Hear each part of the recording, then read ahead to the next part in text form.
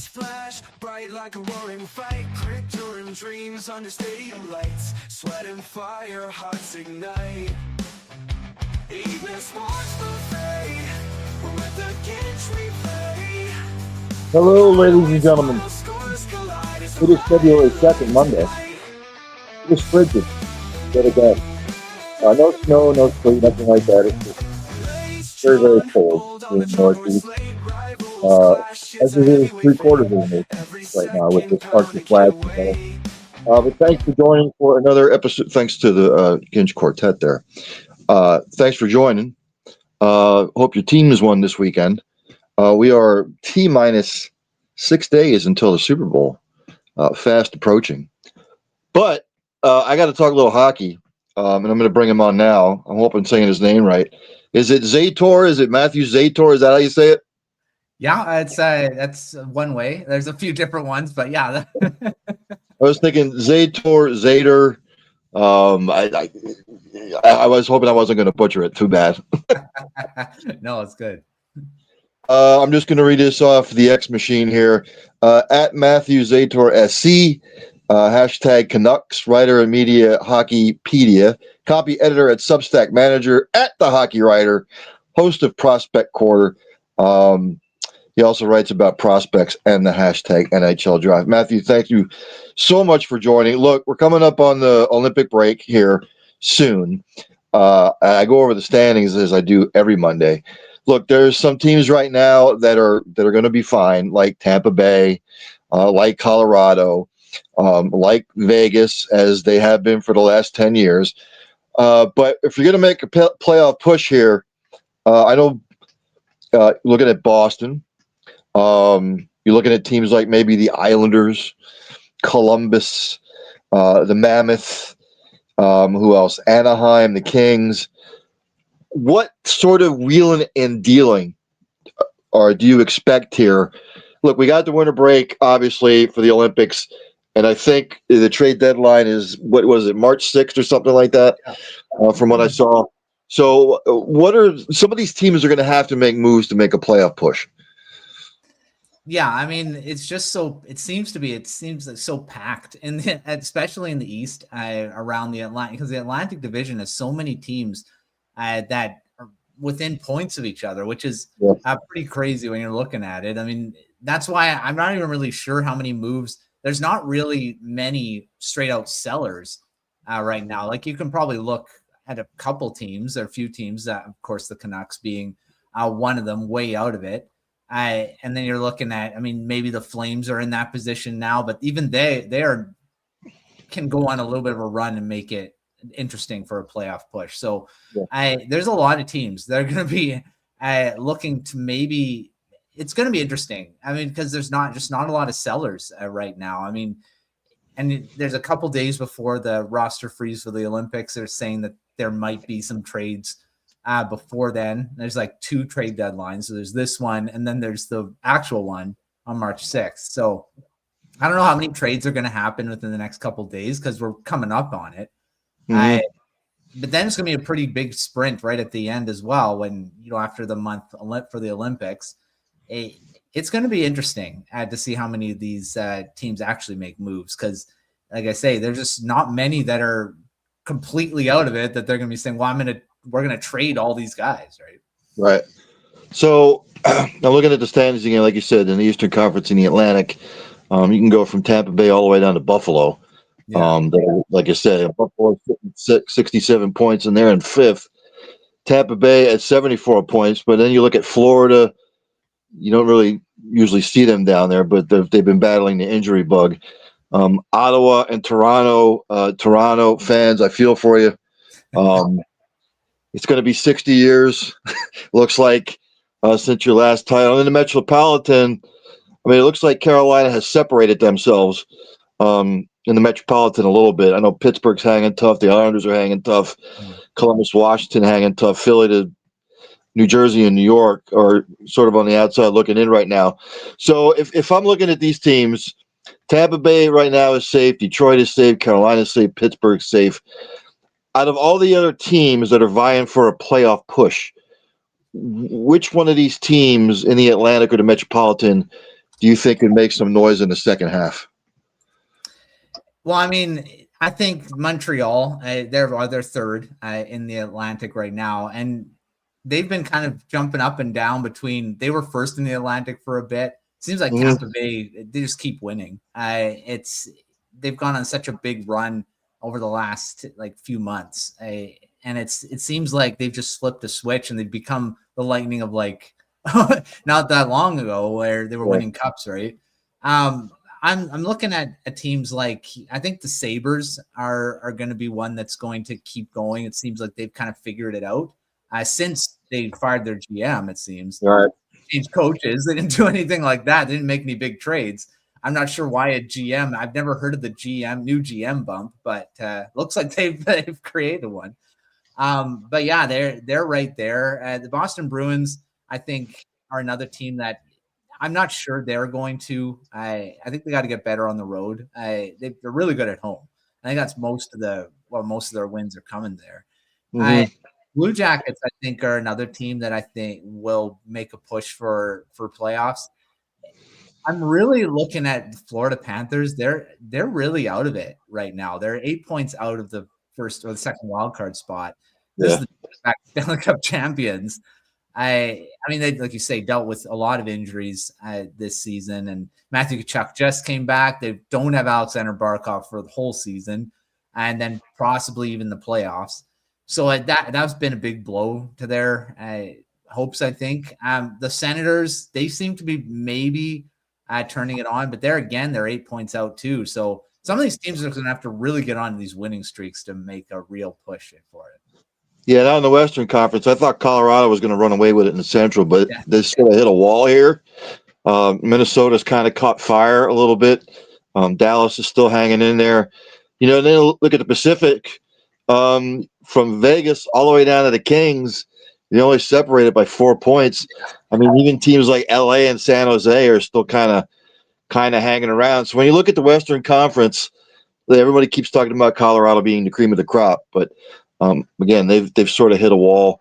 If you want to go below the threshold here, which one of those teams in either the Central or the Pacific that are hanging middle of the pack that you think could make a push? I'm really believing that the San Jose Sharks. I mean, Macklin Celebrini has been just unreal this season. He's carried that team, and a lot of people say, well, the Sharks are going to have to get some other guys to do it because their goal differential is not that good. They're minus 17. So, I mean, defensively, they're still not the best team, but Celebrini has just carried them. I think he can keep going and maybe actually push them into the playoffs because they're only 2 points out. And then, like you say, the Pacific is just I don't know if it's so close. I think it's probably one of the worst divisions in the NHL because their point totals aren't that high. Golden Knights and Oilers both tied with 64 points. They both have kind of gone up and down this season, not really a real domination between the two. The Golden Knights are staying there because of their 14 OTLs. I mean, you take those away, they're gone. Like they're down below the playoff, right? And so I hate about those OTLs because it's just you got to get rid of the loser point because this is the reason why they're there. Those are losses. They shouldn't be getting anything from them, but that's how it is. And looking at, I mean, the Kings are in that boat too. They got 14 as well. You take them out, they're not in the playoff conversation. So I mean, I'm looking at the Sharks for sure, and the Mammoth are the two I think are going to be pushing the Ducks and Kings and these Pacific Division guys that are in there. The Central is going to be set. Avs, Wild, and Stars. I don't think anyone's pushing into there. The one that could is way out of it, and that's the Predators, right? So, and that's the three. It might kind of go up and down like it always does, but there's a new team in there, the Wild, because the Jets have fallen off. Yeah, talk to me a little bit about Winnipeg. What seems to be the issue? What's going on there? Well, I think where it started was when Hellebuck got hurt. He's back now, but that stretch where he was gone, I think they kind of lost a bit of their mojo, maybe. And now they just can't seem to recover from it. And even Hellebuck's not playing that well since he's come back. It's a combination. I think they're not getting a lot of offense either except from their top, Scheifele, Connor. Those are the two guys that are kind of carrying it right now. They're really missing Nikolai Ehlers. I think they kind of underestimated how much he made an impact on that team, and he's doing pretty well in Carolina. Yeah. So I think that's a big thing. How much they dominated last season winning the President's Trophy, and that was on, of course, the back of Hellebuck, winning the Vezina and the Hart. So, he hasn't been as good. He hasn't been available as much. I think that there's just a combination of that, and then their offense is just isn't as lethal as it used to be either. Well, Winnipeg always say, I call it the playoff disease. They always seem to do well in the regular season, and they catch fire, and then all of a sudden, when they get to the playoffs, it's like some sort of like disease. Yeah, that they get. Talk to me about my Blackhawks. Look, they had their moments early in the 2010s, and I've said to myself, I'll be fine for the next 10 years. That was back in 2015, 2016, when they had the number one seed in the West. And I think they lost in the first round in Nashville, and ever since then, Matthew, it's been downhill. I know they're trying to rebuild. I get it. They're trying to get the pieces in place. I thought early on in the season they had turned a corner a little bit. They were doing well. And now all of a sudden it's sort of right back to the way it's been the last 3 or 4 years. I was going to say that the Blackhawks, that I thought they turned it and around at the beginning of the season, because they were really good. They were, one of the more surprising teams being in the playoff conversation. I think they were first in the Central for a bit there until the Colorado Avalanche just took off. But they're, Connor Bedard, of course, getting hurt really again, kind of pushed. He was just dominating. He was right there with Celebrini. His point totals are still pretty good. I mean, when you're looking at it, but I think he's got hurt, and then all of a sudden they kind of just fell back into their normal over the last few years, right? Where they can't seem to get consistent scoring beyond Bedard, right? They bring in some veterans again. They didn't. I mean, in the offseason, they actually didn't make a lot of those veteran type additions. Kind of just going with the young guys. Frank Nazar has been really good this season as well. I thought they were going to be like the Sharks have been this season with Celebrini and Will Smith. Kind of the Nazar Bedard being the dynamic duo. And I mean, they still can be, and they have been, but I think they, again, need more guys to kind of go and be more productive consistently. And they are definitely still in a rebuild. They got so many young pieces that are just kind of developing. They're going to get some more help coming up with some of their other high-end talent. And then they're going to get a really good draft pick again this season. So just keep adding to that prospect pool.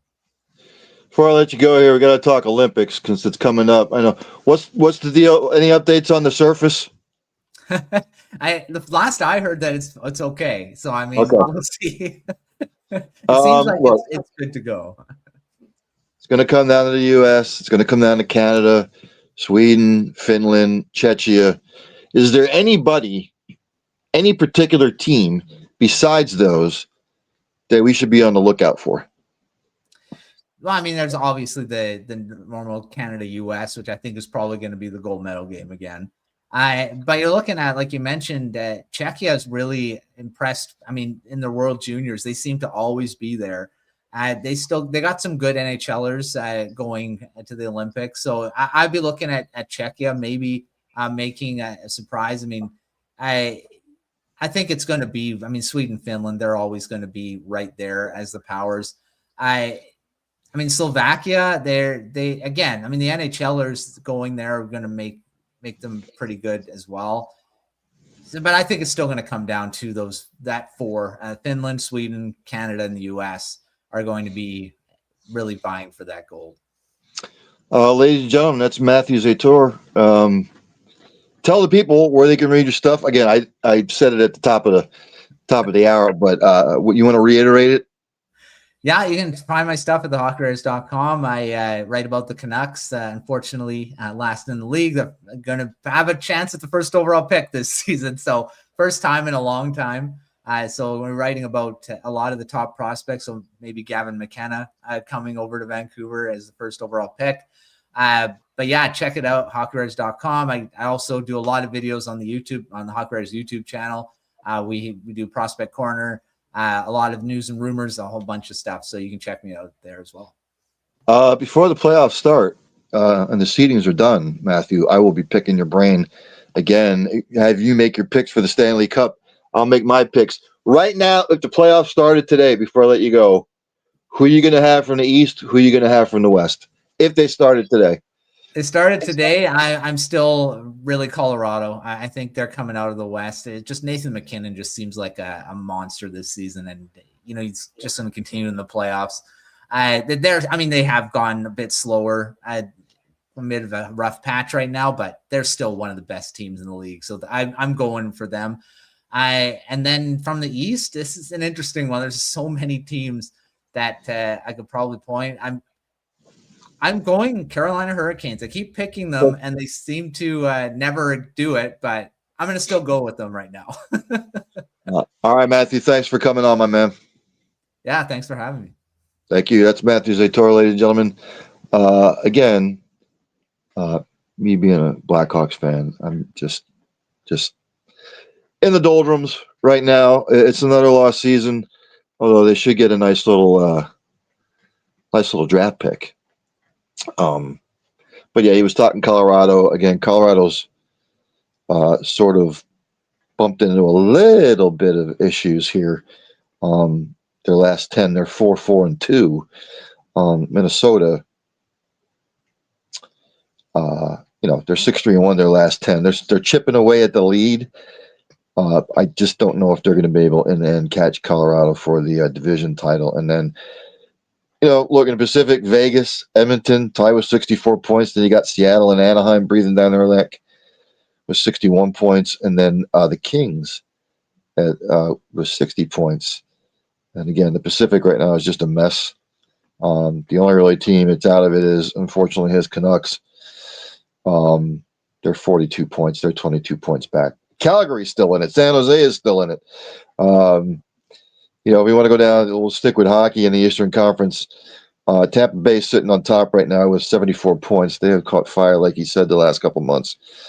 Detroit in second with 70 points. Montreal and Boston, 69 and 68 points, respectively.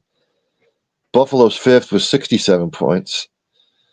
Hopefully Buffalo can do some stuff here because, the Bills' whole thing with their collapse. Florida, Ottawa, and Toronto with 59 points. And Metropolitan, Carolina sort of has taken control of the division, although the Penguins have caught fire. They're second with 67 points. Islanders are third with 65 points. They're still kind of hanging tough. Columbus and Washington with 61 points. Philadelphia, New Jersey with 58 points. The Rangers with 50 points. And again, in the Western Conference and the Central, Colorado right now still has a good hold on that. Minnesota, Dallas. It's Colorado, Minnesota, and Dallas. They're going to vie for the division. Utah's fourth with 60 points. Nashville fifth, 56 points. Winnipeg, Chicago with 51 points. And St. Louis is pretty much, for the most part, out of it. Yes, ladies and gentlemen, we are 6 days and counting until the Super Bowl. Some news and notes from around the league. As expected, the Bucks are countering trade offers for Giannis, which is probably going to be a hefty trade. Right now, it seems to be the favorites are the Miami Heat, the Minnesota Timberwolves, the Golden State Warriors, and the Knicks. I said if he goes to Minnesota, he wouldn't have to go far. Milwaukee to Minneapolis is not that far. He wouldn't have to go far. And you can pit him with, Anthony Edwards. You can pit him with Naz Reid. He's not going to go to some slouch team. At Saif, I hope I'm pronouncing that. Safi Munir Land your feo todo kajlop. Don't know exactly what that means. Is that Swedish? Is that Finnish? I don't know. And at Ahmed Ali, I'm sorry, my eyesight is bad. At Ahmed Ali uh, dash I9S2Z says hello. Howdy, whoever you may be tuning in from. The NFL is looking into the Giants co-owner Mr. Tish Epstein Files connection. The Epstein Files is going to be probably the talk of the decade. What is ever in there. The administration didn't destroy, by the way. I have to keep an eye on that. The Mariners are nearing a deal for All-Star Brandon Donovan. This is reported by Jeff Passan, Espen. So this says they're finalizing a deal or they're coming to a deal.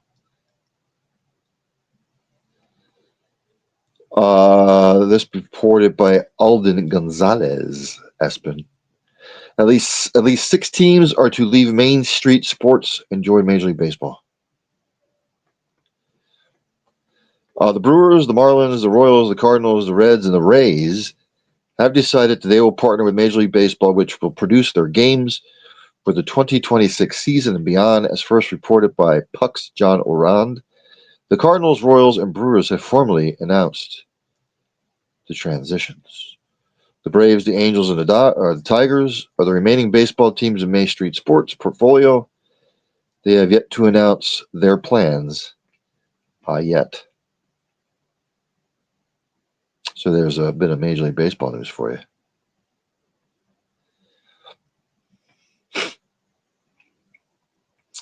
Let's see what else. The Heat's Terry Rozier has won his salary dispute with the NBA. This is reported by David Purdom, Espen.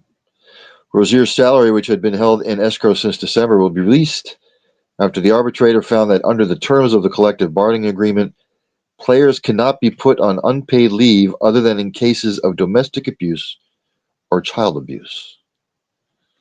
So a win for Mr. Rozier.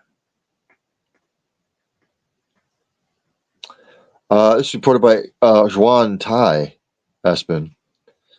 An additional 17 former North Carolina State male student athletes have joined a lawsuit alleging sexual abuse, sexual harassment, and sexual exploitation by the university's former sports medicine director, Robert Murphy. The amended complaint filed late Friday brings the number of plaintiffs to 31. Fresh your memory, the lawsuit also names as defendants senior administrators of the athletic department, asserting the student athletes reported the misconduct, but the defendants failed to take action.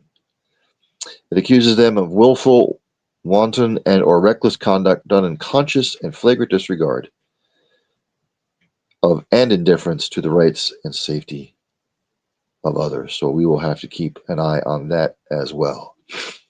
Just went over the NHL standings. Let's go over the NBA standings, as I do each week on Monday, as soon as they pop up here.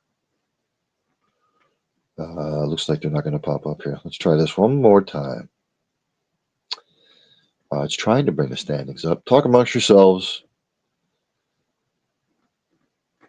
Discuss. Rhode Island is neither a road or an island. I'll have to come back to that, I guess. We went over the HL standings. Scores from yesterday. Down there in Tampa, the Bruins got out to a 5-1 lead and final in shootout. The Lightning win, scoring 5 unanswered goals to beat the Bruins 6-5. The Hurricanes beat the Kings 3-2. That was in overtime. And the Ducks beat the Golden Knights 4-3.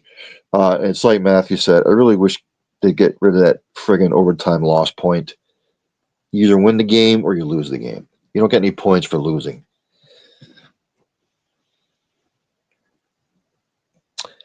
You win the game. Those are the points you get. If you don't win any game, you don't get any points. It's just dumb.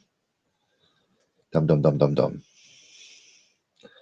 Yeah, the whole overtime loss thing is just, it's bullshit.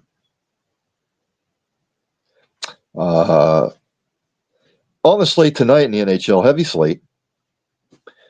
The Blues are at the Predators, the Sharks are at the Blackhawks, the Maple Leafs are at the Flames, Sabres at the Panthers, Senators at the Penguins, Islanders are at the Capitals, the Canadiens are at the Wild, the Jets at the Stars, the Red Wings are at the Avalanche, and the Canucks at the Mammoth.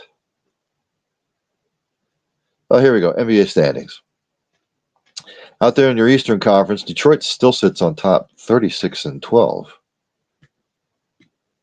Knicks and Boston are second and third, 5.5 back. Toronto and Cleveland, fourth and fifth, respectively, 7.5 back. Philadelphia, 6, 9 points back. Or 9 games behind, which is just whatever. 9 games behind. Miami in seventh, they're 10.5 back. Orlando, 8th, 11 back. Chicago's 9th, 13 back. Atlanta, 13.5 back. They're in 10th. They would get the final play-in spot, whatever the hell they do. Charlotte, Milwaukee, Brooklyn, Washington, the Pacers. Out there in the Western Conference, OKC still on top. San Antonio second, 5.5 back. Denver's third, 6 back. Houston's fourth, 7.5 back. Minnesota's fifth, 8 back. The Lakers are sixth, 9 back. Phoenix is seventh. They're also 9 back. Golden State, 8th, 12 back. The Clippers are 9th, 15 back. Portland's 10th, 16 back. Dallas, Memphis, Utah, New Orleans, Sacramento. Yesterday's games in the NBA, good slate.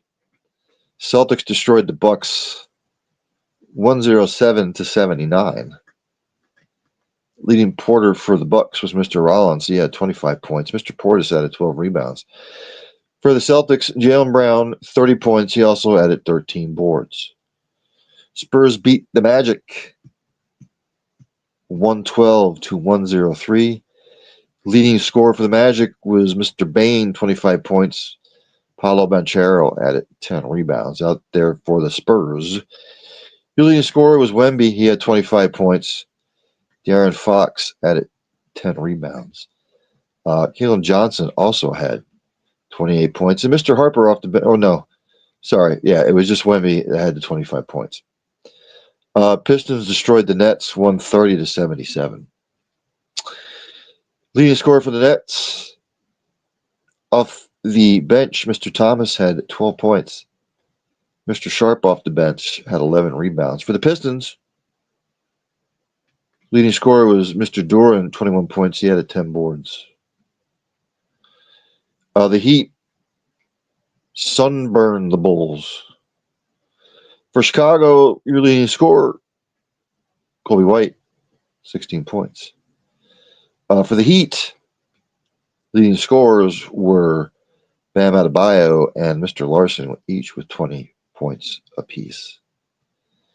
Wizards beat the Kings 116-112. Leading scorer for the Kings, Zach LaVine had 35 points. DeRozan had 32 points.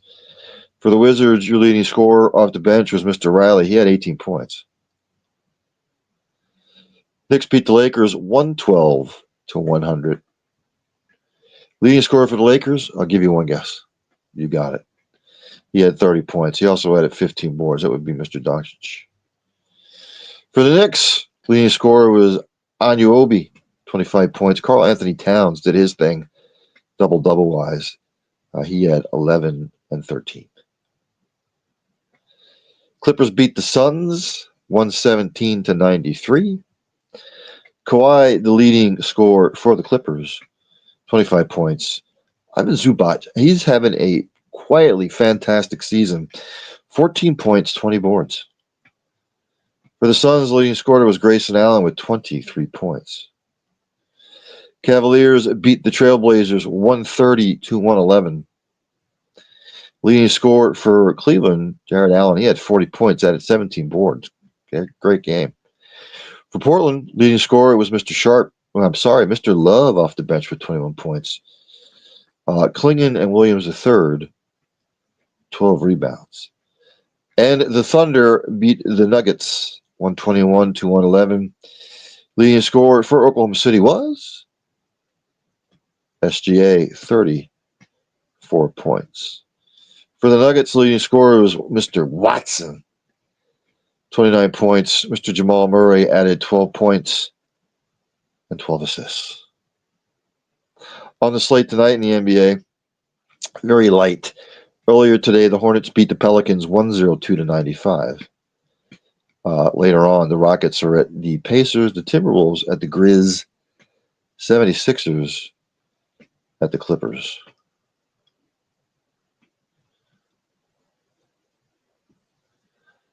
Again, the Bucks are countering for trade offers for Giannis. I think I talked about it last week. Maybe I didn't. Paul George was suspended, I think, 20-some games for, I guess, substance abuse policy. Not good. And Jason Kidd was fined $35,000 for blasting the refs after the loss to the Rockets. I believe it was on Saturday. He said after the game, the referees did not do their job tonight. They were terrible. I don't know why you would get fined for calling out refs.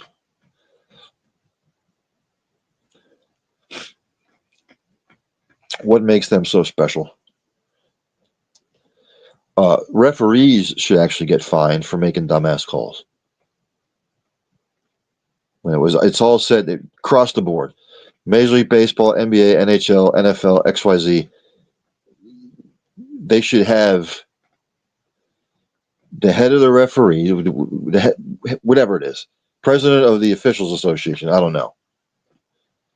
Review each game, look at the calls, and if it's way, way inconsistent and you make dumbass calls, referees should get fined. That's just my humble opinion, by the way. Again, I will make my NFL pick on Thursday. I'm not going to do it now. Let's go to NCAA men's basketball. The standings as they stand as of today. Or the rankings, I'm sorry. I'll use the AP this week. 25th is Tennessee. 24th is Louisville. 23rd is Miami of Ohio. Still undefeated, by the way. St. John's is 22nd. Arkansas is 21st. Clemson's 20th. St. Louis is 19th. Virginia 18th. Florida 17th. BYU is 16th.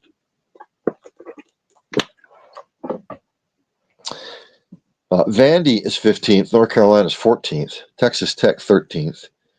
Purdue, which is really fallen off a cliff here, there's 12th. Kansas 11th. Michigan State 10th. Nebraska 9th. Houston 8th.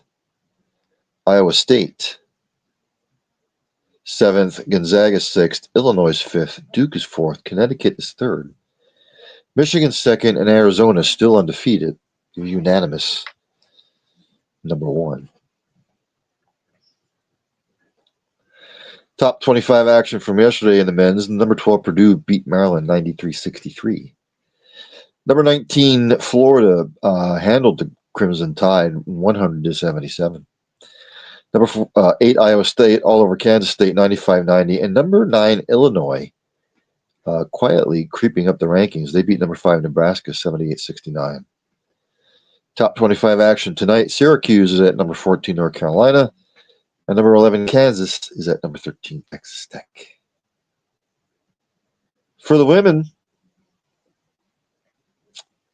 the rankings. AP top 25. North Carolina's 25th. Washington's 24th. Princeton's 23rd. Maryland's 22nd. Alabama's 21st. West Virginia is 20th. Tennessee 19th. Texas Tech 18th. Duke is 17th. Kentucky 16th. Baylor's 15th. TCU 14th. Mississippi the 13th ranked team. Michigan State 12th. Oklahoma 11th. Iowa 10th. Ohio State 9th. Michigan 8th. Vanderbilt 7th. Louisville 6th. LSU's 5th. Texas is 4th. South Carolina 3rd. UCLA second, and UConn undefeated, 23-0, unanimous number 1. Yesterday, top 25 action in the women's. A hefty slate. Number 1, UConn all over number 15, Tennessee, 96-66. Number 6, LSU blasted out number 24, Alabama, 103-63. Final in overtime. Number 9, Michigan over number 13, Michigan State, 94-91. Number 20, Duke over Wake Forest, 80-44. And number 22, West Virginia over number 14, Baylor, 70-60. Number 7, Louisville over Cal, 71-59. Number 21, Texas Tech beat number 12, TCU, 62-60. Number 18, Kentucky over Arkansas, 93-73. Number 4, Texas over number 10, Oklahoma, 78-70. Number 2, UCLA beat number 8, Iowa, 88-65. Number 5, Vandy beat Florida, 82-66. Number 11, Ohio State beat Nebraska, 90-71. Number 25, Washington got downed by Illinois, 75-66. On the slate today, right now in the second, number 25, North Carolina down NC State, 31-25. Number 13, Ole Miss will host Auburn, and number 3, South Carolina is at Texas A&M.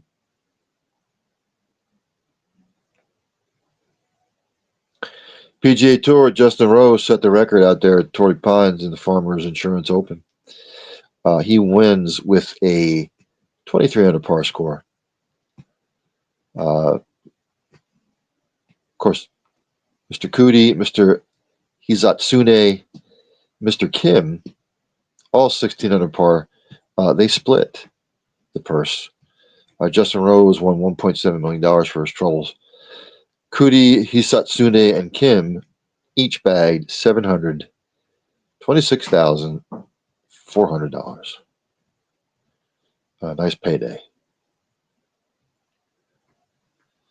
Korn Ferry Tour, the Panama Championship down there in Panama City.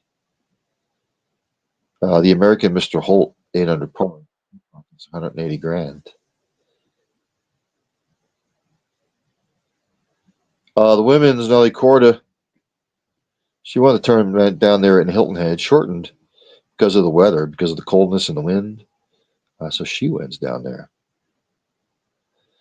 Again, the Olympics coming fast and furious.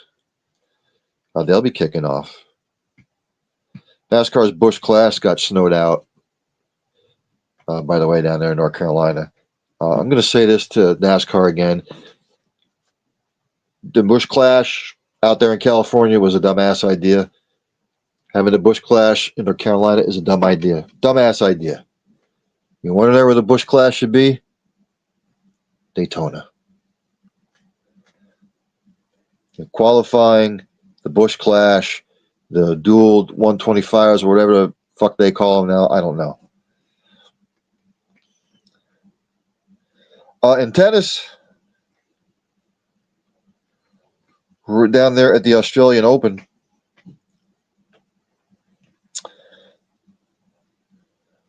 Let me pull it up.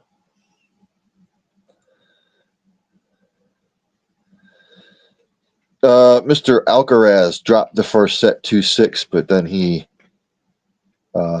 really took control after that. So he wins 2-6, 6-2, 6-3, 7-5.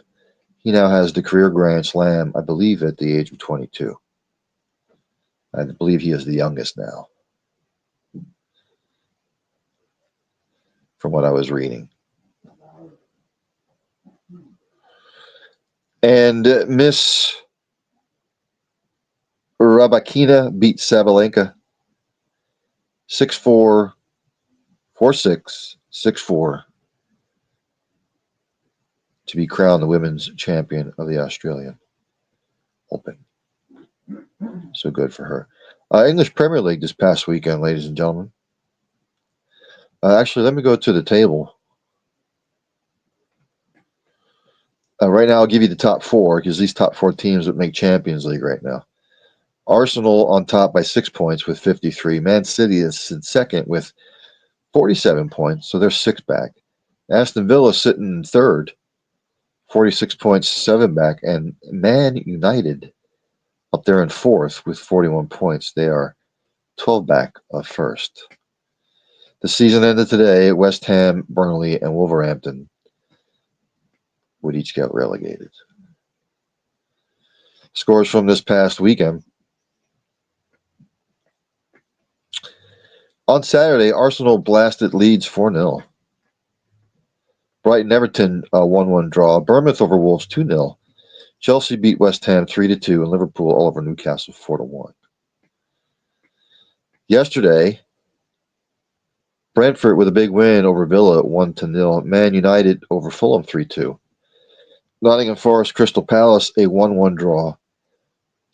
Tottenham and Man City a 2-2 draw. And today, Sunderland blanked Burnley 3-0.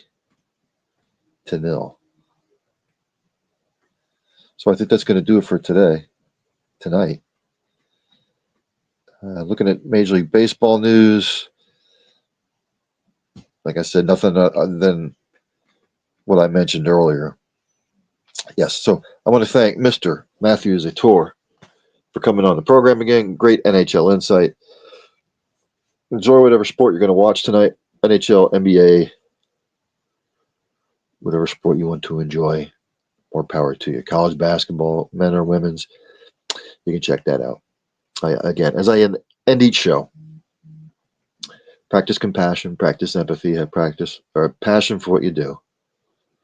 Hug somebody every once in a while. You might make their day. Tell somebody that you love them. You might not get a second opportunity. And for the love of God, if you see somebody struggling, inquire, ask questions. How can you get this person help? How can you help? You might not just be saving a life. You might be saving a multitude of lives. So, with all that being said, enjoy. Check on your pets. It's cold outside. Check on the elderly. Just make sure everybody's safe in this frigid weather. There's only one thing left for me to do, and that's for Dandy Don Meredith to take me out. Turn out the lights, the party's over. They say that all good things must end. Call it a night, the party's over. And tomorrow and next year starts the same old thing again.